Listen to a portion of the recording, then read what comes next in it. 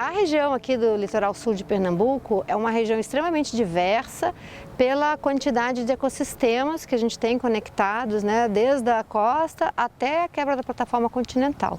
Então a conexão desses ecossistemas forma uma grande paisagem marinha que começa, a gente pode dizer que começa na região de Mata Atlântica, que é um contínuo com os manguezais, vegetação de restinga, pradaria de fanerógama, recifes de coral que vão por toda a plataforma até onde a plataforma acaba e é o talude continental, né? Então é uma região muito rica, muito diversa e que também é uma região que sofre bastante pressão, né? Pressão de uso, pressão histórica, né? Então a densidade populacional muito alta.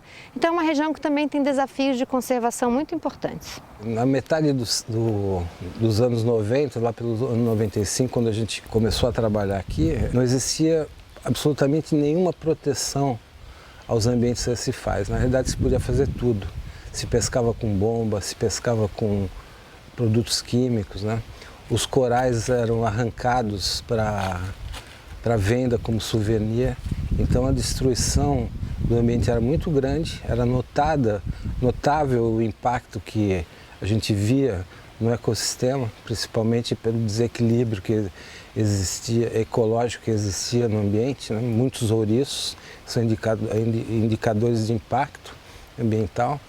E, por outro lado, nenhuma medida de ordenamento. Os recifes brasileiros não eram reconhecidos como um ecossistema. E esses ambientes estão secularmente sujeitos a vários impactos. Os primeiros impactos são os impactos decorrentes do desmatamento da área costeira. Quando você desmata, você expõe as encostas dos rios, expõe o solo, então as chuvas podem levar sedimento, podem levar poluentes para o mar e isso impacta os recifes de coral. Além disso, a remoção direta, a pesca desordenada, um turismo que começava a crescer cada vez mais e que não tinha uma regulamentação. Então tudo isso trazia necessidade de um conjunto de medidas, né? Esse conjunto de medidas, assim, a ideia é que evolua eventualmente para um planejamento espacial marinho, com inclusão das pessoas e organização das atividades, mas a gente precisava de uma base legal para essa proteção. Você olha o mar, esse mar verde, né, esmeralda, bonito, você acha que está tudo bem no mar, mas na realidade o mar é um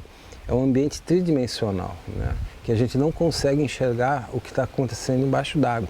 E essa visão tem que mudar para a gente começar a entender como que funcionam esses ecossistemas marinhos e a necessidade de medidas que garantam a preservação desses ambientes, né? A gente tem vários impactos que acontecem, principalmente relacionados à sobrepesca, impactos que acentuam a preocupação com, por exemplo, espécies ameaçadas de extinção, como os grandes peixes, né? E essa é a visão que a gente tem que começar a ter. A gente não pode ver biodiversidade marinha como um ativo culinário. A gente tem que enxergar isso como biodiversidade mesmo, da forma que a gente vê e protege a biodiversidade terrestre. Se a gente conseguisse mudar essa ideia, grande parte do problema poderia ser evitado. Muitas ações de conservação que hoje em dia a gente tem estabelecidas foram indicadas e sugeridas pela própria comunidade local, né? Pescadores e pescadoras que percebiam o declínio de alguns recursos importantes e que comparavam isso com o passado e viam que havia uma tendência de queda, de redução e até de desaparecimento. Então, nessa linha, por exemplo, a questão de remoção de corais, a proteção do mero, a proteção do tubarão-lixa, todas foram ações que foram sugeridas pela própria comunidade local, preocupada com a diminuição de espécies, né, ou mesmo degradação desses ecossistemas. Então, isso demonstra, né, que quem é usuário e está todos os dias ali em contato íntimo com a natureza tem uma percepção muito boa das tendências e das pressões e até da necessidade de se tomar alguma medida.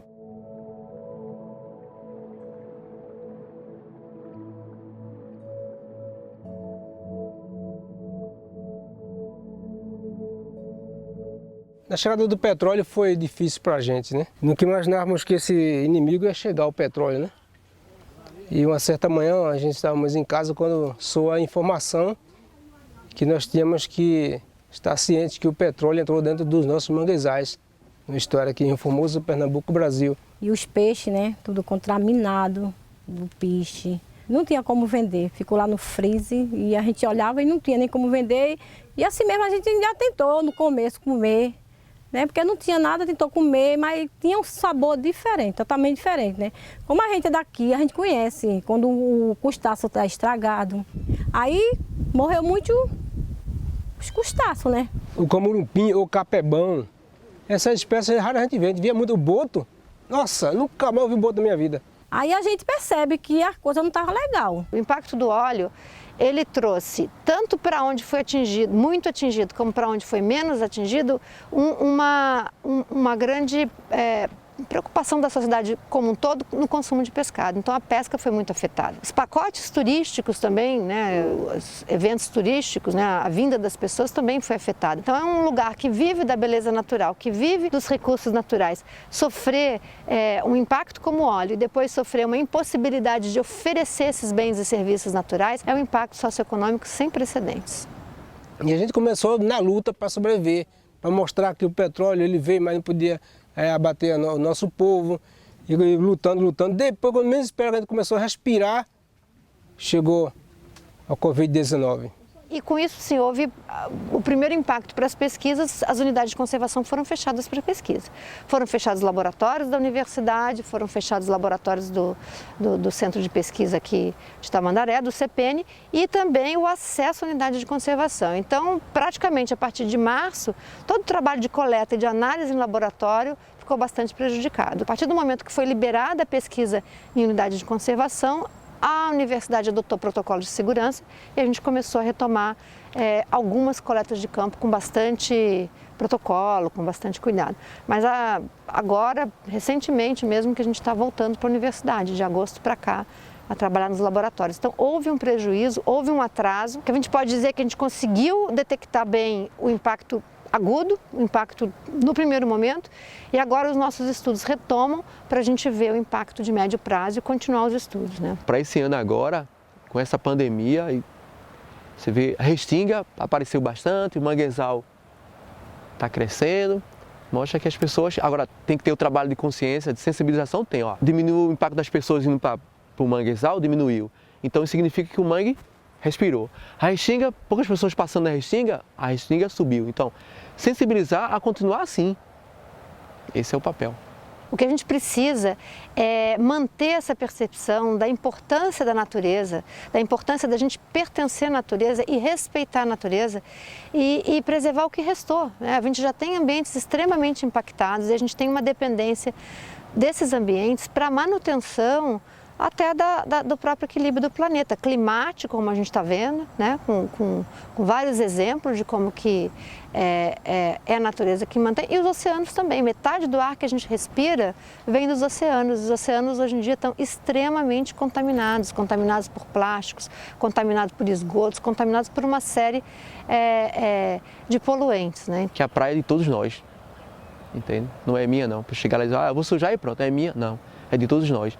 Então a gente tem a responsabilidade de usufruir do bom e do melhor sem sujar, sem poluir. Os corais são a base dos recifes, eles são como se fossem os tijolos dos recifes de coral, são tijolos vivos, né, que constroem esses recifes, e se a gente perde os corais, a gente perde os construtores, a gente perde a complexidade dos ambientes recifais e a degradação subsequente traz uma série de prejuízos. Então, mais do que nunca, minimizar outros impactos é muito importante, porque isso dá uma chance aos recifes de coral de resistirem aos efeitos das mudanças climáticas e de se recuperarem mais rápido quando eles sofrem esses efeitos.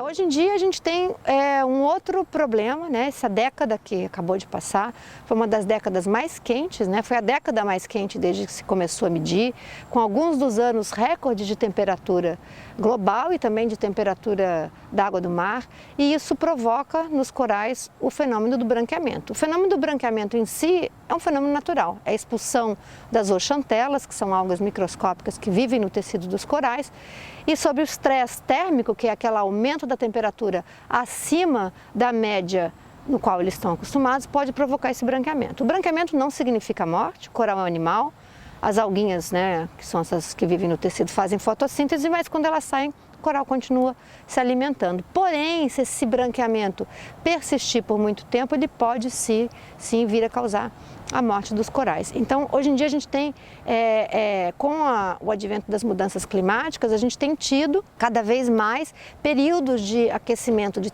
elevação de temperatura de forma anômala e permanência de temperatura acima da média histórica por períodos prolongados. Isso tem causado branqueamento e também, em alguns casos, como nesse ano, mortalidade dos corais. Então, os recifes de coral, a nível mundial, sofrem por impactos em diferentes escalas, né? Por exemplo, impactos de mudança climática, que são de escalas globais, que causam branqueamento. Né?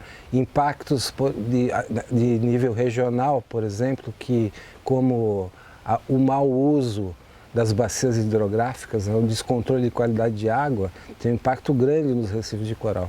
E os impactos mais locais relacionados à pesca, ao desenvolvimento urbano, ao turismo. Além disso, se você não tiver medidas de ordenamento da qualidade de água, do ordenamento pesqueiro, essa situação se agrava ainda mais. Por exemplo, no caso do branqueamento ou dos impactos de mudança climática global, se você tiver algum desses impactos locais reduzidos, que a gente tem condição de reduzir, por exemplo, com o ordenamento pesqueiro local, ou a nível regional com o ordenamento das bacias hidrográficas, proteção das matas ciliares nas margens dos rios, uma proteção maior aos manguezais, a gente vai tornar o ambiente muito mais resiliente, isto é, muito mais resistente a eventuais impactos de mudança climática. Recifes de coral são ambientes de extrema diversidade, são comparados a florestas tropicais, né, porque tem uma quantidade muito grande de espécies vivendo nesses ambientes de uma forma muito conectada. Então eles são importantes para o turismo, são importantes para a pesca e são importantes também para a proteção da linha de costa, né? Cidades que têm recifes de coral, que são margeadas por recifes de coral, têm uma proteção natural contra a ação das ondas, contra a erosão e até contra eventos decorrentes de mudança climática, como a elevação do nível do mar, por exemplo. Então, preservar os recifes vivos é preservar esses ambientes íntegros, essa proteção permanente, além dos outros bens e serviços.